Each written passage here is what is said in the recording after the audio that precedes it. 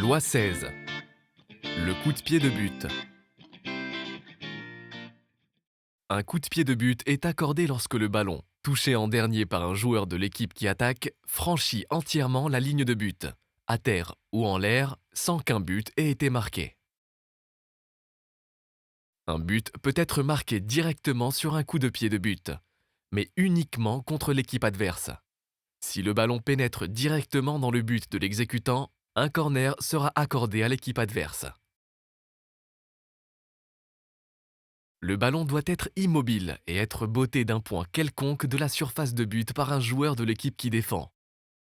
Le ballon est en jeu dès qu'il est botté et a clairement bougé. Les adversaires doivent se trouver en dehors de la surface de réparation jusqu'à ce que le ballon soit en jeu.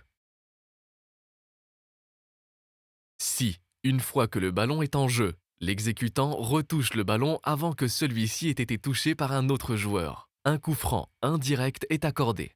Et si l'exécutant commet alors une main, un coup franc direct est accordé. Un pénalty est accordé si l'infraction s'est produite à l'intérieur de la surface de réparation de l'exécutant, sauf si celui-ci était le gardien de but et qu'il retouche le ballon dans sa propre surface, auquel cas un coup franc indirect est accordé. Si, au moment de l'exécution du coup de pied de but, des adversaires se trouvent encore à l'intérieur de la surface car ils n'ont pas eu le temps d'en sortir, l'arbitre laisse le jeu se poursuivre.